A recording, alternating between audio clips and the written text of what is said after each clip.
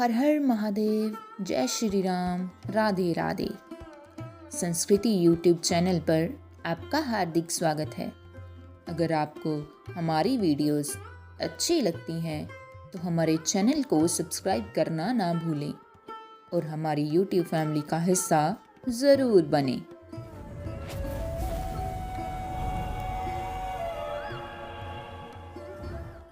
दोस्तों, आज हम श्रवण करेंगे कार्तिक मास महात्म्य कथा का 30वां अध्याय। भगवान श्री कृष्ण सत्यभामा से बोले, हे प्रिय, नारद जी के ये वचन सुनकर महाराजा पृथु बहुत आश्चर्यचकित हुए। अंत में उन्होंने नारद जी का पूजन करके उनको विदा किया।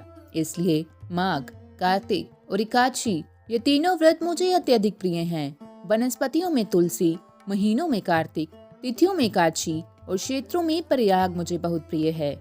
जो मनुष्य इंद्रियों पर विजय प्राप्त कर इनका सेवन करता है वह मुझे यज्ञ करने वाले मनुष्य से भी अधिक प्रिय है। जो मनुष्य विधि पूर्वक इनकी सेवा करते हैं, मेरी कृपा से उन्हें समस्त पापों से छुटकारा मिल जाता है। भगवान श्री कृष्ण के वचन सुनकर सत्यभामा ने कहा, हे प्रभु, आपने बहुत ही अद्भुत बात कही है कि दूसरों के लिए पुण्य के फल से कलह की मुक्ति हो गई। ये प्रभावशाली कार्तिक मास आपको अधिक प्रिय है, जिससे पतिद्रोह का पाप केवल स्नान के पुण्य से ही नष्ट हो गया।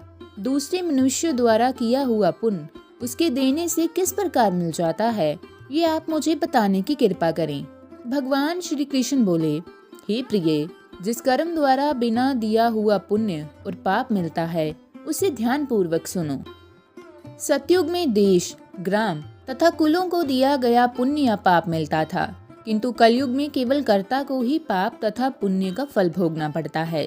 संसर्ग न करने पर ही ये व्यवस्था की गई है और संसर्ग से पाप व पुण्य दूसरों को मिलते हैं, उसकी व्यवस्था भी सुनो। पढ़ाना, यज्ञ कराना और एक साथ भोजन करने से पाप पुण्य का आधा फल मिलता है। एक आसन पर बैठने तथा सवारी पर चढ़ने से, श्वास के आने जाने से पाप व पुण्य का चौथा भाग जीव मात्र को मिलता है। छूने से, भोजन कराने से और दूसरों की स्तुति करने से पुण्य और पाप का 6वां भाग मिलता है। दूसरों की निंदा, चुगली और धिक्कार करने से उसका 7वां भाग मिलता है। पुण्य करने वाले मनुष्यों की जो कोई सेवा करता है वह सेवा का भाग लेता है और अपना पुण्य उसे देता है। नौकर और शिष्य के अतिरिक्त जो मनुष्य दूसरों से सेवा करवाकर उसे पैसा नहीं देता, वह सेवक उसके पुण्य का भागी होता है। जो व्यक्ति पंक्ति में बैठे हुए भोजन कराने वालों की पत्तल लांघता है, वे उसे अपने पुण्य का 6वां भाग देता है। स्नान तथा ध्यान आदि करते हुए मनुष्य से जो व्यक्ति बातचीत करता है या उसे छूता है, वे अपने पुण्य का 6वां भाग दे डालता है। जो मनुष्य धर्म के कार्य के लिए दूसरों से धन मांगता है, वे पुण्य का भागी होता है।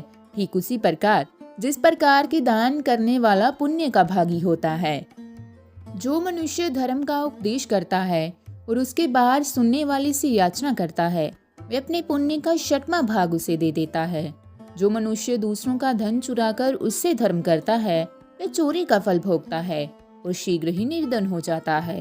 और जिसका धन चुराता है वह पुण्य का भागी होता है। बिना ऋण उतारे जो मनुष्य मृत्यु को प्राप्त होता है, उसको ऋण देने वाले सज्जन पुरुष पुण्य के भागी होते हैं। शिक्षा देने वाला, सलाह देने वाला, सामग्री को जुटाने वाला तथा प्रेरणा देने वाला, ये पाप पुण्य के 6ठे भाग को प्राप्त करते हैं। राजा प्रजा के पाप पुण्य के 6ठ भाग का भोगी होता है। गुरु शिष्यों का, पति पत्नी का, पिता पुत्र का, स्त्री पति के लिए पुण्य का 6ठा भाग पाती है। पति को प्रसन्न करने वाली आज्ञाकारी स्त्री पति के लिए पुण्य का आधा भाग ले लेती है।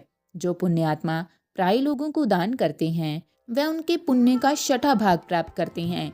जीविका देने वाला मनुष्य जीविका ग्रहण करने वाले मनुष्य की पुण्य का 6ठे भाग को प्राप्त करता है। इस प्रकार दूसरों के लिए पुण्य अथवा पाप बिना दिए ही दूसरों को मिल सकते हैं। किंतु ये नियम जो भी मैंने बतलाए हैं, ये कलयुग में लागू नहीं होते। कलयुग में तो एकमात्र कर्ता को ही अपने पाप व पुण्य भोगने पड़ते हैं। इस संबंध में एक बड़ा पुराना इतिहास है जो कि पवित्र भी है और बुद्धि प्रदान करने वाला भी कहा जाता है। उसे ध्यान पूर्वक सुनो। दोस्तों, ये इतिहास कार्तिक मास महात्म्य कथा के 31वें अध्याय में सुनाया जाएगा।